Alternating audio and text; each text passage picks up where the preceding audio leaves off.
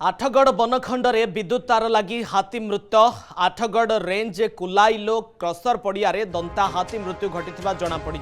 Crusher पड़िया दे जाइथिबा 33 किलोभोल्टर विद्युत तार रे सुंढ लगी घटनास्थल में ही हाथीर मृत्यु घटी अभियोग होईछि। खबर पाई आठगढ़ वन विभाग घटनास्थल में पहुंची तदंत करुछि।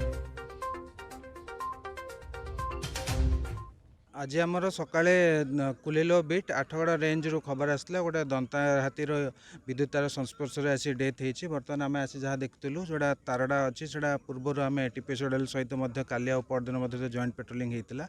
ये लाइनटा डेड थिला किंतु कौन है हाथीटा जिते से जगार आम जो डेड बॉडीटा पाइचु ब्रांच लाइन अच्छी जो डेड था बोली कहला से आम देखला पाइला से आपंकर हाथी जोड़ा अच्छी सुंडे तार भी अच्छी आउ से तार भिड़ला बोधे जो आप देखते पछा एक लाइन जोड़ा अच्छी तार इन्सुलेटर ब्रेकेज होवार चांसेस अच्छी।